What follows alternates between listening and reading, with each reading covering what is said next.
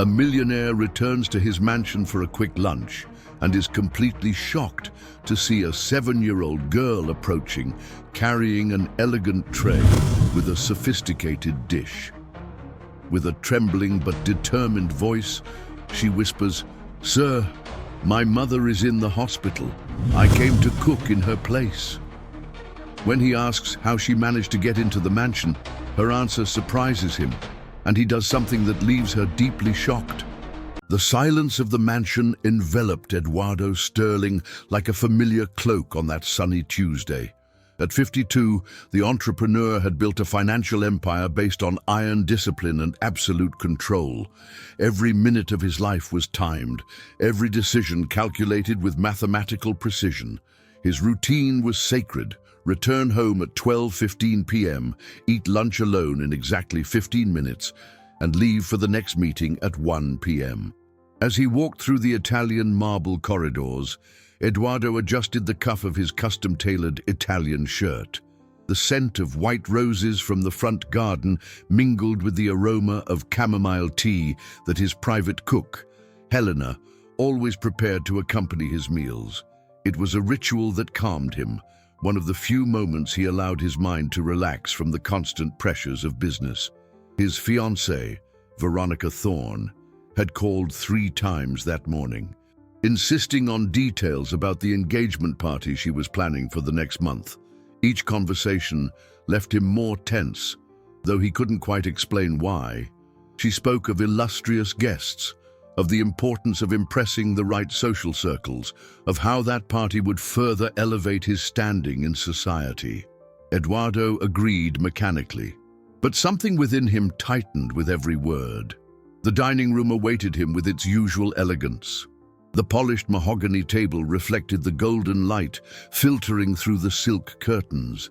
The setting was impeccably arranged, with the French porcelain dinnerware laid out with millimeter precision.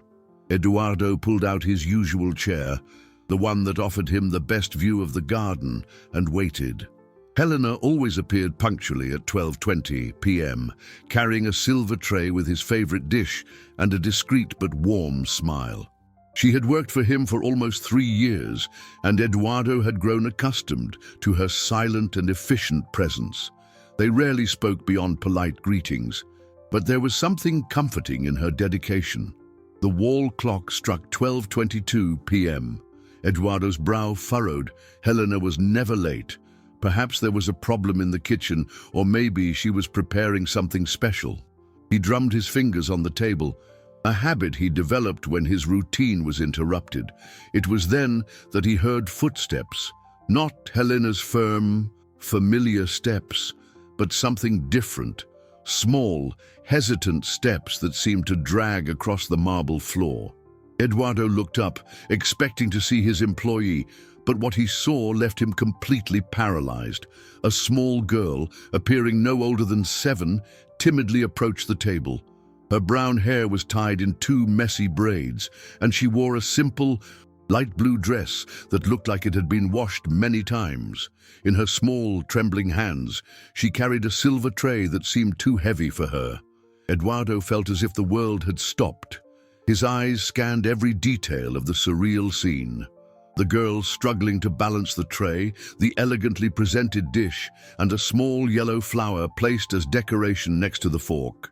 She approached with a determination that contrasted with her apparent fragility.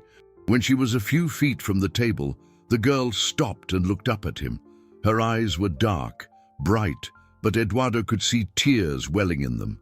She took a deep breath, as if gathering all the courage she possessed, and whispered with a voice that could barely contain its tremor, "Mr. Sterling, my mom is in the hospital.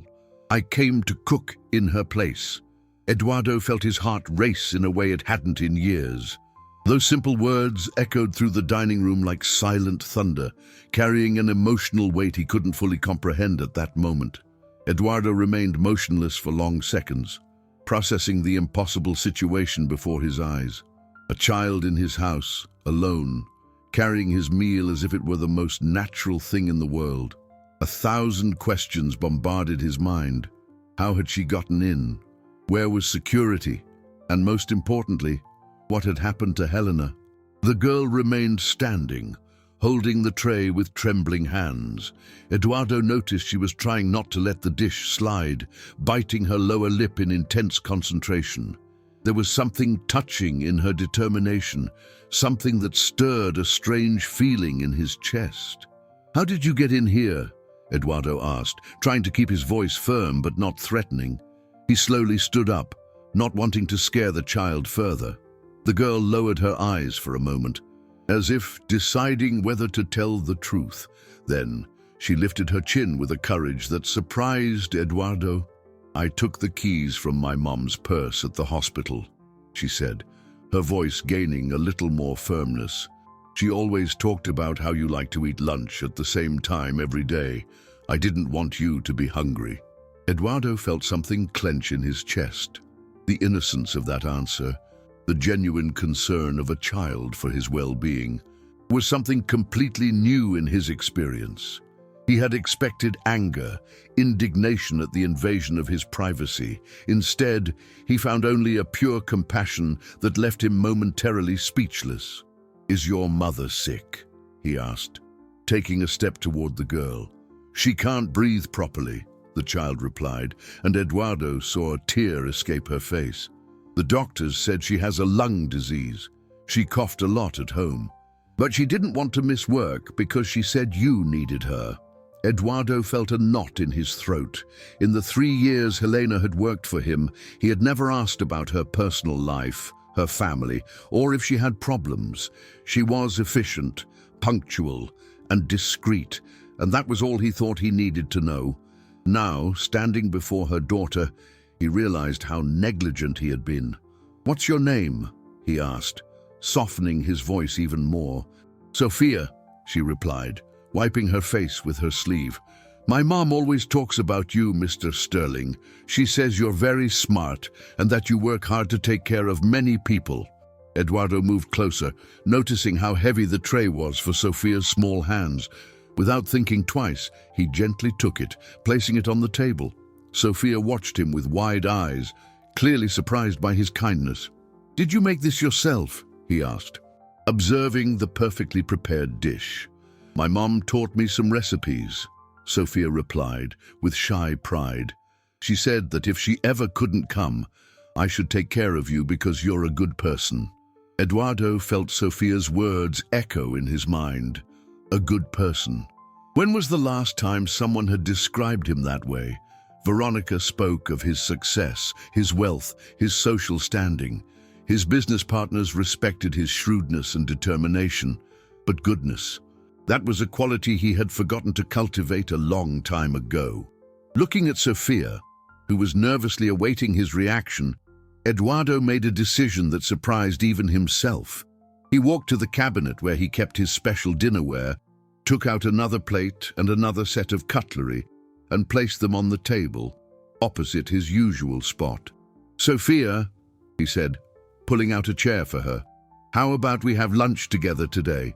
Sophia's eyes widened in surprise, and, for the first time since she arrived, a small but genuine smile lit up her face, completely transforming the atmosphere of the dining room. Sophia sat carefully in the chair, as if fearing she might break something. Her small legs dangled in the air, not reaching the floor, and Eduardo noticed how much smaller she looked in that grand room. He served the dish she had prepared, dividing it equally between the two of them, and was impressed by the careful presentation and delicious aroma. "Did you learn to cook from your mother?" Eduardo asked, cutting a piece of what appeared to be perfectly prepared risotto. Sophia nodded, her eyes shining with a mixture of pride and sadness. "She teaches me every afternoon after she comes home from work. She says cooking is a way to show love to people." She hesitated before continuing. But now she can't even get out of bed." Eduardo tasted the risotto and was genuinely surprised. The flavor was complex, balanced, demonstrating a technique far beyond what a 7-year-old child should master. "This is delicious, Sophia. You have a lot of talent." A shy smile lit up the girl's face. "Thank you, Mr. Sterling. My mum always says that food made with love tastes different. As they ate, Eduardo discreetly observed Sofia. She chewed slowly, savoring each mouthful as if it were precious. There was something in her demeanor that revealed a premature maturity, as if life had already taught her to value small pleasures. "Tell me about your mother," Eduardo asked, surprised by his own curiosity. Sofia wiped her mouth with her napkin before answering. "Her name is Helena. She's 42 and always wanted to be a cook. She says that when she was little, Grandma taught her recipes that were passed down from mother to daughter." Her voice grew softer. "Grandma died when I was a baby, so now it's just the two of us." Eduardo felt a pang in his chest. Helena had never mentioned that she was a single mother, raising Sofia alone. He began to understand why she never missed work, why she always seemed so dedicated. "And your father?" he asked gently. Sofia lowered her eyes. "He left when I was very little. My mum says some people don't know how to stay when things get hard." She looked up again. "But she says we don't need him because we're strong." Eduardo swallowed hard. Those words carried a wisdom and a pain that a child should not know. He thought about his own life, how he had isolated himself from people, building walls of success and wealth around himself. "How long has your mother not been feeling well?" he asked. "And she's been coughing a lot for about 2 months, Sofia replied, playing with her fork. She thought it was just a cold, but it got worse. She fainted yesterday morning before coming to work. The neighbor helped take her to the hospital." Eduardo felt a wave of guilt. 2 months. Helena had been coming to work sick for 2 months, and he hadn't noticed anything. Or perhaps he hadn't wanted to notice. It was easier to keep a distance, not get involved with employees' personal problems. "Which hospital is she in?" he asked. "At the county hospital. It's far from here, but that's where we can get free medical care." Sofia hesitated. The doctor said she needs expensive medicine and might have to stay hospitalized for a long time. Eduardo saw the fear in Sofia's eyes, despite her attempt to appear brave. A 7-year-old child, alone, worried about her sick mother, trying to maintain normalcy by coming to cook for an employer she barely knew. "Sofia," Eduardo said, putting down his fork, "do you have any relatives who can take care of you while your mother is in the hospital?" The girl shook her head. "Only Mrs. Rodriguez, our neighbor. She said she could give me dinner, but she's also very old and can't do much more." Eduardo felt something transform within him. That brave child trying to carry a burden that shouldn't be hers, awakened feelings in him that he had buried long ago. Eduardo cancelled his afternoon meetings. For the first time in years, something seemed more important than his business appointments. He watched Sofia finish her lunch with the same dedication with which she had prepared the meal, and a strange sense of protection grew in his chest. "Sofia, would you like to accompany me to visit your mother at the hospital?" he asked, surprising himself with his own words. Sofia's eyes widened in surprise, and, for the first time since she arrived, a small but genuine smile lit up her face, completely transforming the atmosphere of the dining room. During the ride to the hospital, Eduardo observed Sofia in the rearview mirror. She pointed to everything she saw out the window, asking questions about buildings, cars, people. Her curiosity was contagious, and Eduardo found himself seeing the city through her eyes. "My mom always wanted to take me to see this part of the city," Sofia said, observing the elegant buildings. "She says that one day, when I grow up, I'll be able to go anywhere I want." Eduardo felt a knot in his throat. That girl and her mother lived in a completely different reality from his, but they had dreams and hopes that he had forgotten to cultivate. The county hospital was a shocking contrast to the world of luxury Eduardo knew. Overcrowded corridors, the smell of cheap disinfectant, people waiting on broken plastic chairs. Sofia guided him through the corridors with familiarity, greeting nurses and other patients as if they were old acquaintances. "She's over there," Sofia whispered, pointing to a bed at the end of a ward with more than 20 patients. Eduardo followed Sofia and had to control himself not to show his shock. Helena, the woman he knew as efficient and always well-presented, was unrecognizable. Too thin, pale, connected to what looked like antiquated machines. Her eyes widened when she saw Eduardo approach. "Mr. Sterling," she murmured, trying to sit up in bed. "I'm so sorry, Don't worry about that now," Eduardo interrupted, approaching the bed. "How are you feeling?" Helena began to cry. "Sir, I didn't want you to see me like this. And Sophia, she shouldn't have gone to your house. I always told her never to bother you." Sophia took her mother's hand. "Mom, he was very kind to me. We had lunch together, and he wasn't mad." Eduardo observed the interaction between mother and daughter, seeing the unconditional love that existed between them. Helena stroked Sophia's face with trembling fingers, and Eduardo realized how that woman had sacrificed everything for her daughter. "Helena," Eduardo said, pulling up a chair to sit beside the bed. "I need to understand what happened. Sophia told me you've been sick for 2 months." Helena lowered her eyes, ashamed. "I thought it would pass, sir. I didn't want to miss work. I know how much you value punctuality." Eduardo felt a wave of remorse.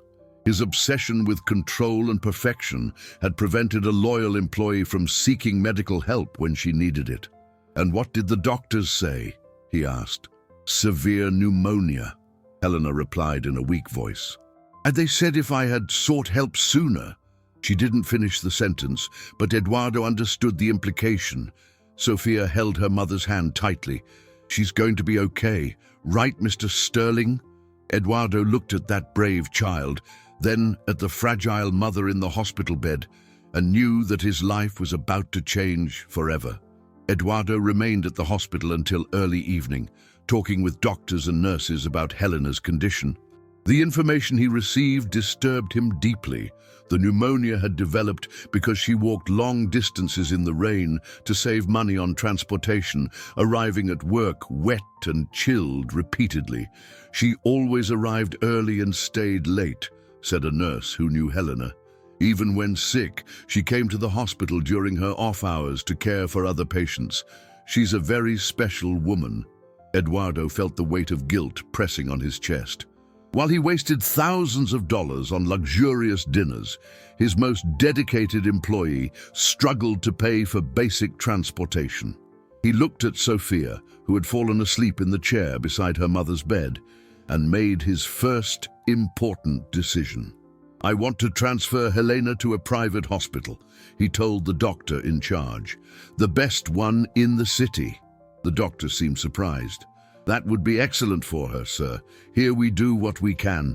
But our resources are limited." On the way back home, Sophia said little, clearly worried about her mother. Eduardo observed her in the rear-view mirror, watching her clutch a small rag doll she had brought from the hospital. "Is that doll special?" he asked. Sophia nodded. "My mom made it for me when I was little. She said whenever I felt lonely, I could hug the doll and remember that she loves me."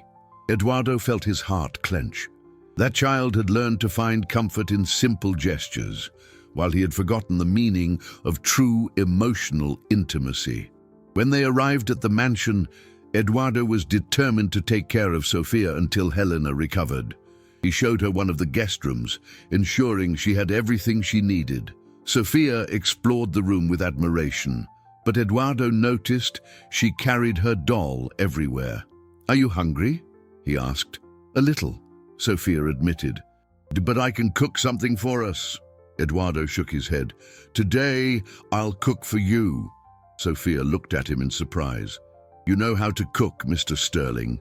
Eduardo chuckled, a genuine laugh he hadn't felt in a long time. "We'll find out together." They spent the evening in the kitchen, Eduardo trying to prepare something simple while Sophia patiently guided him. It was a role reversal that amused and touched him at the same time.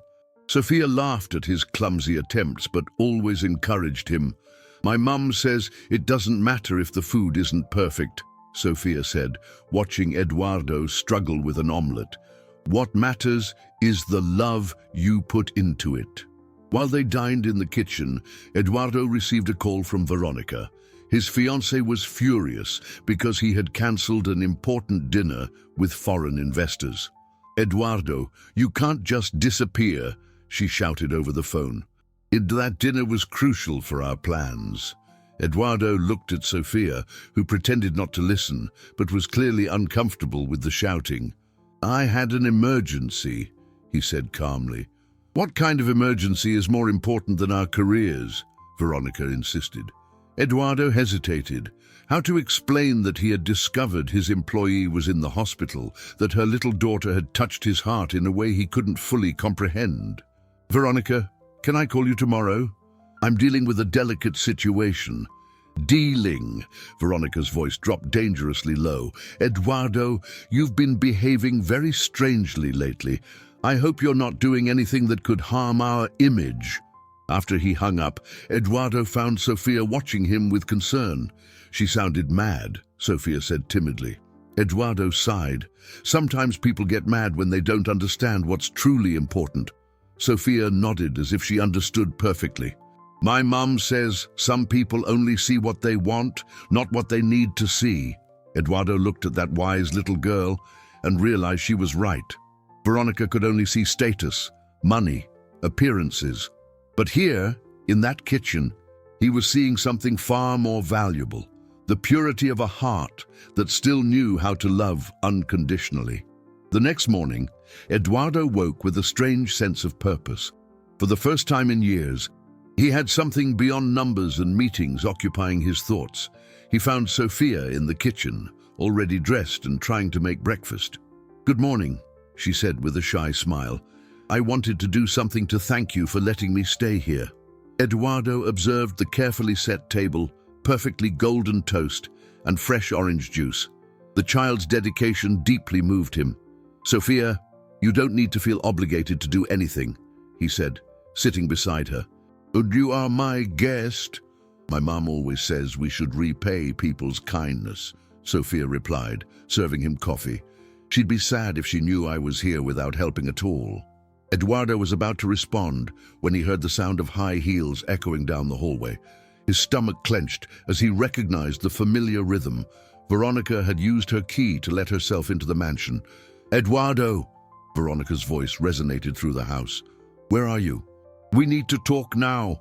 Sofia looked at Eduardo with wide eyes. "Is that the lady from yesterday on the phone?"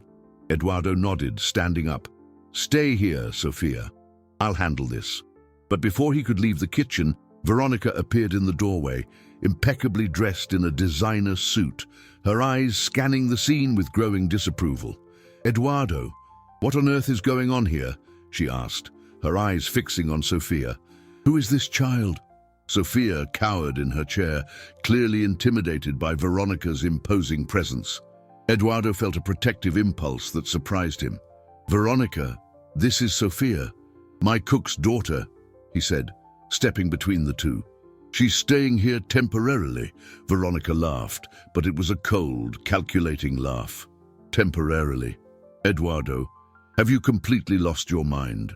What kind of image does this project? A man of your standing cannot be seen playing father figure to an employee's child." Sofia lowered her eyes, her cheeks flushing with shame. Eduardo felt a rage grow within him, a rage he hadn't felt in a long time. "Veronica, her mother is sick. She needs help," he said, trying to keep his voice calm. "So what?" Veronica retorted, crossing her arms. "You can hire a nanny, send her to an orphanage, anything. But you can't be playing father figure with a child who isn't your responsibility." Eduardo watched Sofia shrink further, and something inside him snapped. "Veronica, you are being cruel." "Cruel?" Veronica moved closer, lowering her voice so only he could hear. "Eduardo, you're being manipulated. This woman probably planned all this. Employees always try to take advantage of rich, lonely employers." "Manipulated?" Eduardo looked at Sofia, who was clearly trying not to cry. "She's 7 years old, Veronica." "Exactly!" Veronica gestured dramatically. "Children are the best manipulators. She knows exactly how to play on your emotions." Sophia abruptly got up from the table, her hands trembling. I'll go to my room," she murmured, running out of the kitchen. Eduardo watched the girl leave, feeling his heart break.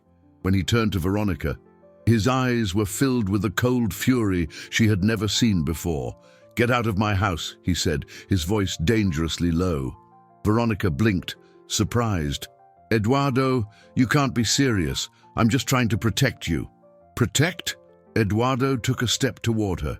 "You just humiliated an innocent child in front of me. Get out, now!" Veronica recoiled, but her eyes gleamed with a dangerous light. "Very well, Eduardo, but you'll regret this.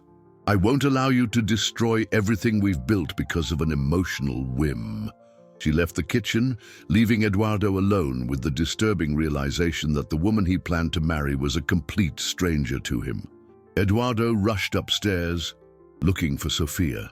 He found her in the guest room, sitting on the bed, hugging her rag doll and crying silently. The sight broke his heart. "Sophia," he said softly, sitting on the edge of the bed. "I'm so sorry for what happened." Sophia raised her red eyes to him. "She's right, isn't she? I'm causing you trouble, Mr. Sterling." Eduardo felt a pain in his chest. "No, Sophia, you're not causing any trouble. She was wrong." "But she's your girlfriend," Sophia whispered. "She must be important to you, Mr. Sterling." Eduardo hesitated. How to explain to a 7-year-old child that he was starting to question everything in his life? "Sophia, sometimes we find out that the people we think are important actually aren't the ones who make us happy." Sophia looked at him with that premature wisdom he had come to recognize. "My mom says true love doesn't hurt others." Those simple words hit Eduardo like lightning. In all his years of relationship with Veronica, he had never felt truly loved, admired, desired for what he possessed, but never loved for who he truly was. "Do you want to go visit your mother?" he asked. Changing the subject, Sophia nodded enthusiastically. "Can I tell her you're even kinder than she imagined?" During the drive to the hospital, Eduardo received several calls from Veronica, all ignored. She also sent threatening messages, but he was focused on Sophia, who was humming softly in the back seat. At the hospital, they found Helena visibly better. The doctors had adjusted her medication, and she was breathing more easily. Her eyes lit up when she saw Eduardo. "Mr. Sterling, I don't know how to thank you for everything you're doing," she said, trying to sit up. "No need to thank me," Eduardo replied. "Sophia has been taking very good care of me." Helena smiled, watching her daughter. "She's always been very responsible. Sometimes I worry she's growing up too fast." Eduardo talked to Helena about her transfer to a private hospital, but she seemed reluctant. "Sir, that must cost a lot of money." "Let me worry about that," Eduardo said firmly. It was then that a nurse approached with a concerned expression. "Excuse me for interrupting, but there's been a complication with Helena's transfer." Eduardo frowned. "What kind of complication?" "It seems someone contacted the private hospital's administration, questioning the ability to pay. They're demanding a financial investigation before accepting the transfer." Eduardo felt his blood boil. Only one person had enough access to his life to cause this kind of problem. Financial investigation? That's ridiculous. "Sir, we also received an anonymous call suggesting that the patient's family might be taking advantage of you," the nurse continued, visibly uncomfortable. The person mentioned there should be an investigation into possible fraud." Helena turned pale. "Mr. Sterling, I swear I never asked you for anything. Sophia went there on her own." "I know that," Eduardo said, his voice tense with anger. "Someone is trying to sabotage the transfer." Sophia tugged at Eduardo's sleeve. "Mr. Sterling, was it the mad lady who did this?" Eduardo looked at that perceptive child and realized she had understood exactly what was happening. Don't worry, Sophia. I'll take care of it." At that moment, Eduardo made a decision that would change everything. He picked up the phone and called his personal attorney. "Mark, I need you to come to the county hospital now. Bring all necessary documents for an emergency medical transfer and prepare an investigation into malicious interference with medical treatment." When he hung up, he looked at Helena and Sophia. "And no one is going to stop you from getting the treatment you deserve." Sophia held his hand. "Thank you for protecting my mum." Eduardo squeezed her small hand, knowing he was about to face a battle that would define not only Helena's future, but the course of his own life. In the following days, Eduardo discovered just how far Veronica was willing to go to sabotage his help to Helena and Sophia. She had hired a private investigator to dig into the family's life, looking for anything she could use against them. Mr. Sterling, Mark, his lawyer, said during a meeting in his office, "Your fiancée is being very meticulous. She managed to access medical records, financial history, even conversations with Helena's neighbors." Eduardo felt a mixture of anger and disgust. "And what did she discover?" "Nothing that would undermine your decision to help," Mark replied. "Helena has an impeccable record. She's worked in several respectable households, always with excellent references. Sophia is doing well in school, despite financial difficulties. They are genuinely upright people." Eduardo nodded, but he knew that a lack of evidence wouldn't stop Veronica from causing problems. "And Helena's transfer? We managed to complete it last night. She's already at Prestige Medical Center, receiving the best possible treatment. But there have been more complications." Eduardo raised an eyebrow. "What kind of complications?" "Your fiancée has spread rumors in your social circles. She's saying you're having a nervous breakdown, that you're being manipulated by opportunists. Some of your business partners are concerned." Eduardo felt the weight of Veronica's manipulation. She knew exactly the weak points of his business reputation. "And is there more?" "She also contacted staff at your mansion, trying to get information about Sophia. She offered them money to reveal details about the girl's behavior." Eduardo clenched his fists. "She's investigating a 7-year-old child." "Worse than that," Mark continued. "She suggested to the staff that Sophia might be lying about her mother's illness, that it could all be an elaborate plan to get money." Eduardo stood up abruptly. "That's insane. Helena is literally fighting for her life in the hospital." "I know, sir. But Veronica is strategically planting doubts. She knows that if she can make people question your motivations, she can pressure you to give up helping the family." Eduardo walked to the window, observing the city below. "Mark, I want you to investigate Veronica. I want to know everything about her, especially her finances." "Sir, I have a suspicion that she's not who she pretends to be," Eduardo said, an intuition growing in his mind. "Someone who acts with such cruelty toward an innocent child must have their own secrets." That afternoon, Eduardo went to pick up Sophia from school. She had insisted on continuing to attend classes, even while temporarily living at the mansion. When he saw her leaving the school, he noticed she looked sad. "How was your day?" he asked in the car. Sophia hesitated before answering. "Some kids were asking about my mom. They said they heard their parents talking, that she's faking being sick." Eduardo felt a wave of anger. Veronica had gone so far as to use other children to target Sophia. "And what did you say?" "That my mom would never lie about something like that," Sophia replied, but Eduardo could see tears forming in her eyes. "But now I'm afraid people will think we're liars." Eduardo stopped the car and turned to her. "Sophia, look at me. I know you and your mother. You are the most honest people I have ever met. It doesn't matter what others say." Sophia wiped her eyes. "But what if it hurts you, Mr. Sterling? What if people stop doing business with you because of us?" Eduardo felt his heart clench. That child was sacrificing herself to protect him, just as her mother had done by coming to work sick. "Sophia, you don't have to worry about me. I'm an adult and I can take care of myself." "But the pretty lady said that—" Eduardo interrupted. "She talked to you?" Sophia nodded shyly. She called me at school. She said if I really cared about you, Mr. Sterling, I should leave before I destroyed your life. Eduardo felt a fury he had never experienced. Veronica had crossed every possible line by directly intimidating a child. Eduardo couldn't sleep that night.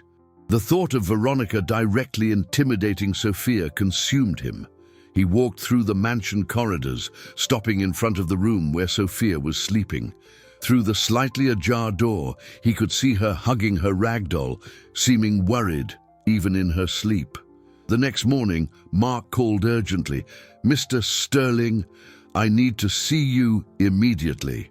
I found something about Veronica that will shock you." Eduardo met his lawyer at a discreet cafe.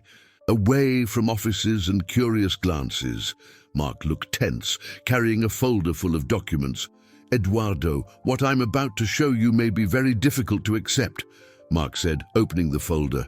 "Veronica is not who she says she is." Eduardo felt his stomach clench. "What did you find?" "She's been siphoning money from your company for over a year," Mark said, showing bank statements, fake charity accounts, phantom suppliers, even non-existent employees. She stole over $2 million. Eduardo looked at the documents, feeling betrayed in a way he had never experienced. "How is that possible?" "She used her position as your fiancée to gain access to confidential information. Many of your employees trusted her because they thought it was only a matter of time until you got married." Eduardo leafed through the papers, seeing evidence of systematic betrayal. "And is there more? She also forged medical documents to try to prove that Helena was faking her illness. She bribed county hospital staff to provide false reports, creating evidence that the family was trying to trick you." Eduardo felt nauseous. She forged medical documents of a woman who was dying. "Even worse," Mark continued, "she also paid to have Helena's treatment sabotaged at the public hospital. Medications were lost, tests were delayed. She was literally trying to kill your employee to prove she was right." Eduardo stood up abruptly, knocking over his chair. "She tried to murder Helena. Not directly, but she knew that sabotaging the treatment could be fatal. She was willing to let a mother die to keep you under control." Eduardo walked to the window, trying to process the magnitude of the betrayal. The woman he planned to marry was a criminal who had tried to kill an innocent. "Is there more evidence?" he asked, his voice tense. "Recordings of conversations where she admits manipulating you. She bragged to a friend about how easy it was to control rich, lonely men. She said you were the perfect target because you had no close family to question her intentions." Eduardo felt as if he had been punched in the stomach. She said that. "There's a recording where she laughs about you believing she loved you. She said you were pathetic and that she couldn't wait to get married and have full access to your money." Eduardo returned to the table, feeling shattered. What else? "She also hired people to intimidate Sophia at school. She paid other children to ask cruel questions about her mother. She's using children as psychological weapons." Eduardo clenched his fists. "This woman is a monster." "Eduardo, there's something else you need to know," Mark said, hesitating. "Veronica is planning something for this week. She hired a journalist to write an article about you, portraying you as an unstable executive who is being manipulated by opportunists." Eduardo looked at his lawyer. "She wants to destroy my reputation. She wants to force you to choose between your career and helping Helena and Sophia. She believes that if she creates enough public pressure, you'll give them up to protect your image." Eduardo felt a cold clarity settle in his mind. "Mark, I want you to prepare a full criminal complaint against Veronica. Fraud, medical sabotage, intimidation of a minor, everything. Sir, this will become public. It could affect your businesses." Eduardo thought of Sophia, sleeping wrapped around her doll, worried about protecting him even though she was just a child. "Some things are more important than business." Eduardo arrived home, determined to protect Sophia from the whole situation, but found the mansion strangely silent. He searched for the girl in the usual places, but she was nowhere to be found. Finally, he found a note written in her childlike handwriting on the kitchen table. "Mr. Sterling, thank you for everything you did for me and my mom. But I can't let people say bad things about you because of us. I'm going to take care of Mom by myself now. Sophia." Eduardo felt his world crumble. That brave child had decided to sacrifice herself to protect him, just as her mother had done by coming to work sick. He rushed to the phone and called the hospital. "Mr. Sterling," the nurse said, "Sophia came to visit her mother a few hours ago. She said she wasn't coming back to your house." Eduardo felt panic. "Where is she now?" "She left about an hour ago. Said she had some things to take care of." Eduardo hung up and immediately called Mark. "I need to find Sophia. She ran away to protect me." "Sir, I've already asked our investigators to look for her. But Eduardo, there's something else I need to tell you." Eduardo felt his stomach clench. "What now?" "Veronica accelerated her plans. The article about you is coming out tomorrow in the newspaper. She's portraying you as a man who has lost emotional control, who is being manipulated by an opportunistic family." Eduardo walked through the mansion corridors, feeling lost, and about the evidence against her. She also anticipated. She found out we were investigating and destroyed several pieces of evidence. We still have enough to prosecute her, but she'll try to defend herself by attacking even more violently. Eduardo stopped in front of the room Sophia had occupied. The bed was perfectly made, but she had left her rag doll on the pillow.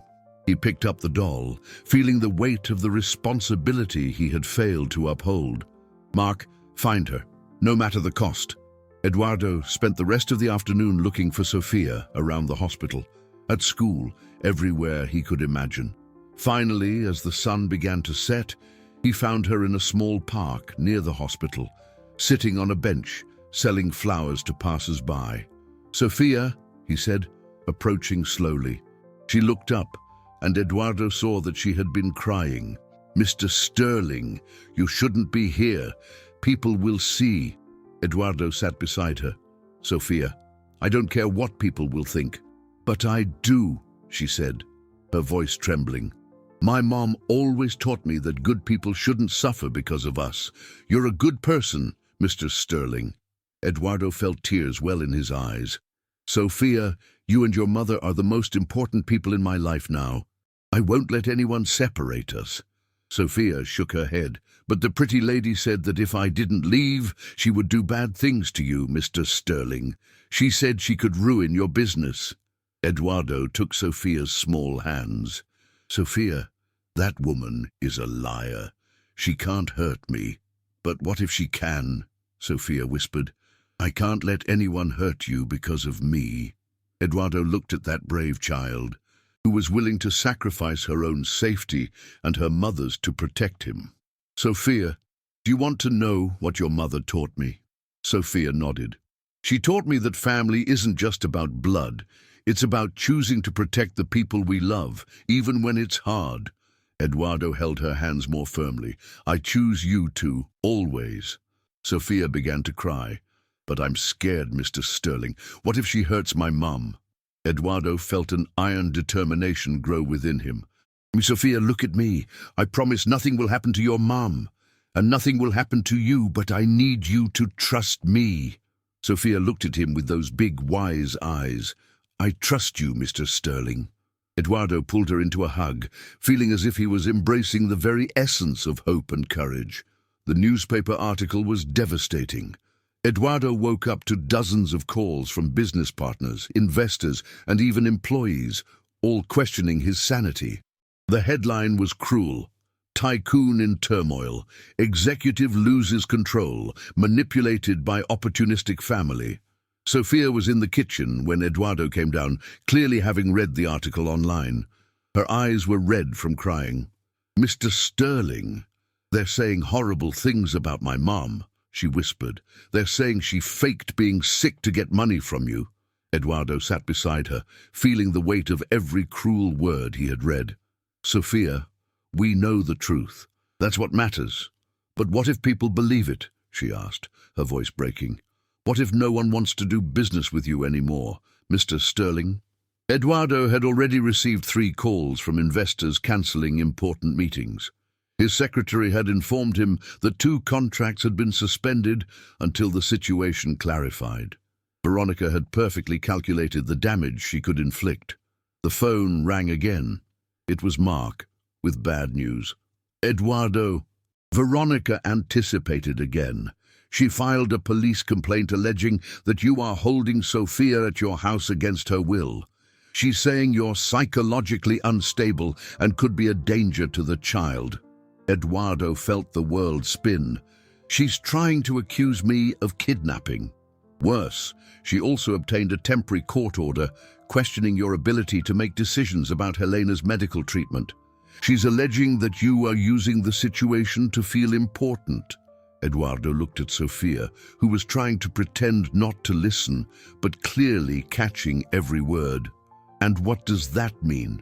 It means you might have to return Sophia to state custody until the situation is resolved, and Helena might have to go back to the public hospital. Eduardo felt as if he had been physically struck. They can't do that. They can, if they can prove you're not acting in the child's best interest. And Eduardo, there's more. Veronica is spreading rumors that you've developed an unhealthy obsession with Sophia. Eduardo felt nauseous. She's insinuating that she's planting doubts about your motivations. It's a dirty but effective move. She knows that any suspicion about a single man caring for a child can be devastating. Eduardo looked at Sophia, who was silently clearing the breakfast dishes, trying to keep herself busy. That pure, innocent child was being used as a weapon by a ruthless woman. Mr. Sterling, Sophia said timidly, maybe it's better if I leave. I don't want people to think bad things about you. Eduardo felt his heart break. Sophia, you can't think that way. But it's true, she insisted, tears streaming down her face. My mom always said that when you care about someone, you don't let them suffer because of you. At that moment, Eduardo realized that Veronica had gotten exactly what she wanted. She had manipulated the situation in such a way that any action he took to protect Sophia could be interpreted as evidence of her accusations. Sophia, he said, kneeling in front of her, do you trust me? She nodded, even through her tears. Then I need you to be very brave, braver than you've ever been, because we're going to have to fight to prove the truth. Sophia wiped her face with her small hands. But what are we going to do?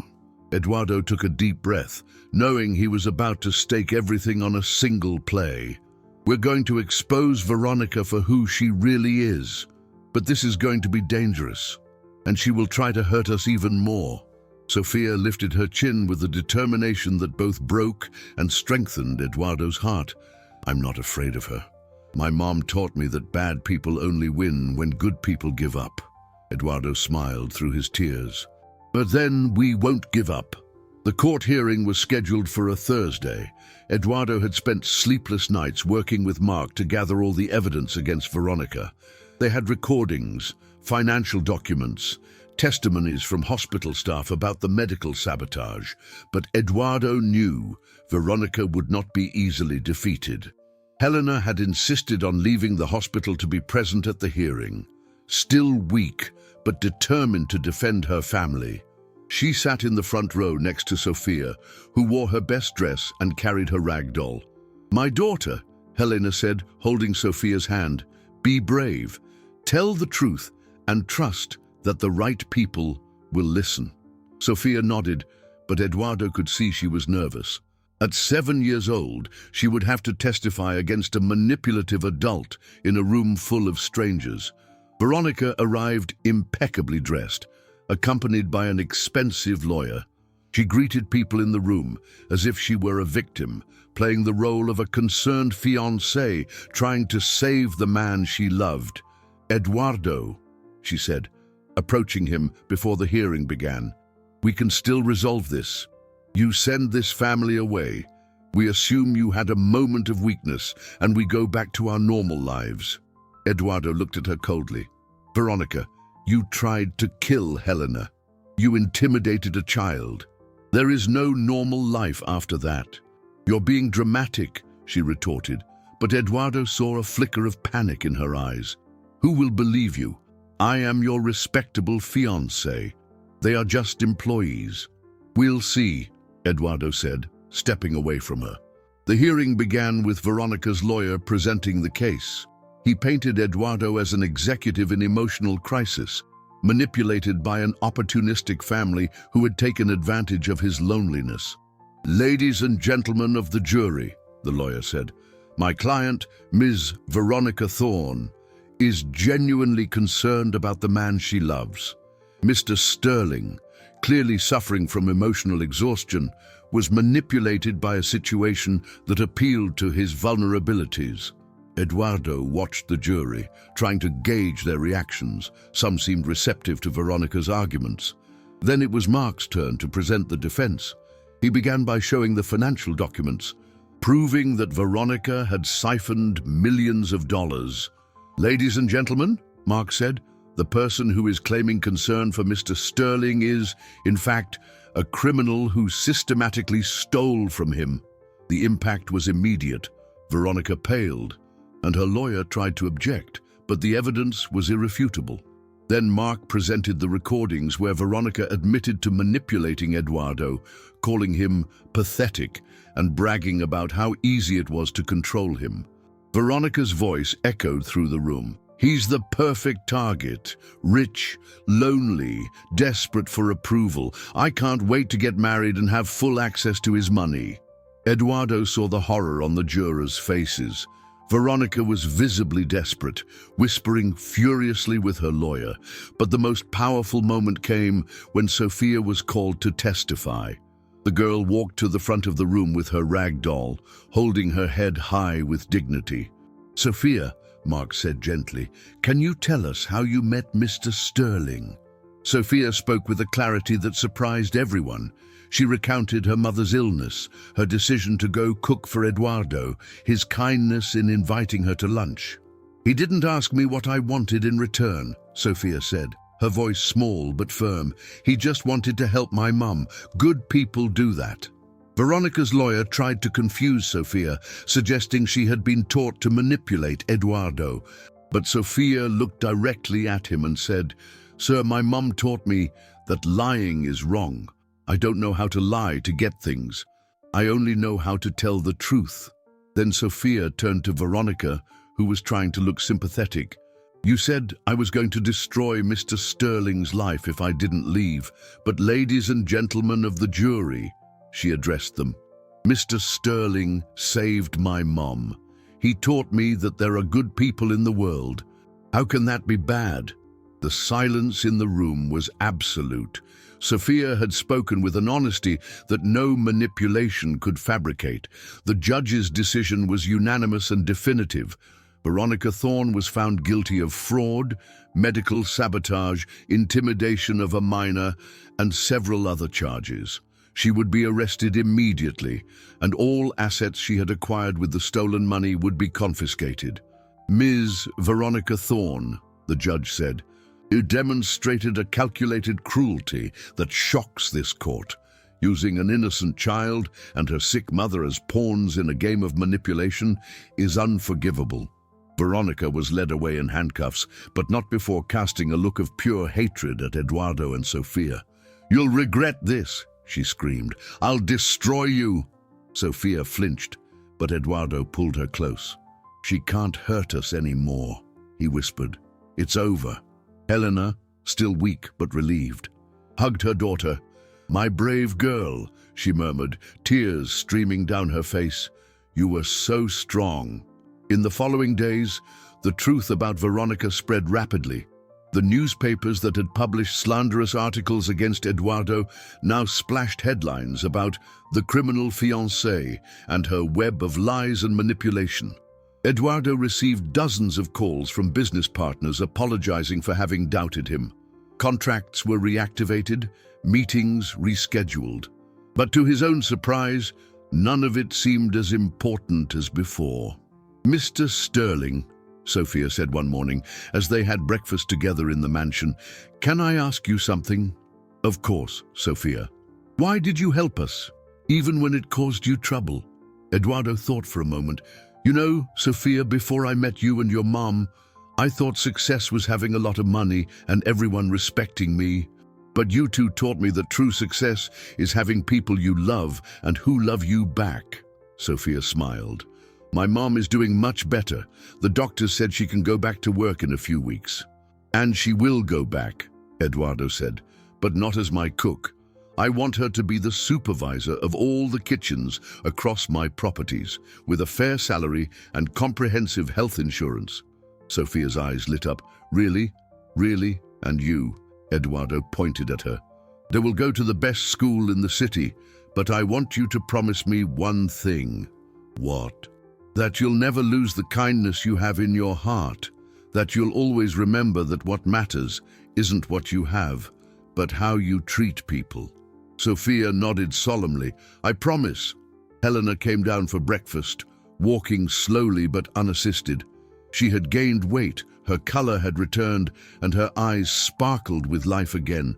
Mr. Sterling, she said, sitting at the table, I don't know how to thank you for everything you've done for us. You don't need to thank me, Eduardo replied. You saved my life as much as I saved yours, Helena smiled. Sophia told me you said we're a family now. Eduardo looked at the two women who had transformed his life.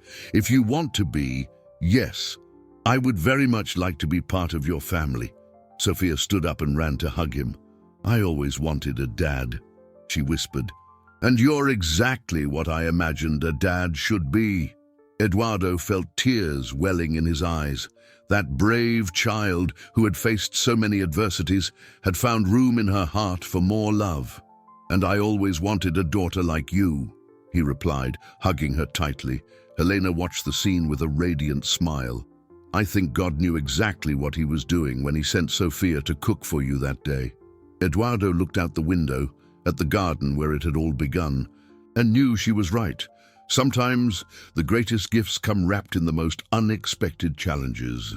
A year later, in the same dining room where it had all begun, Eduardo, Helena, and Sophia celebrated the first anniversary of their chosen family.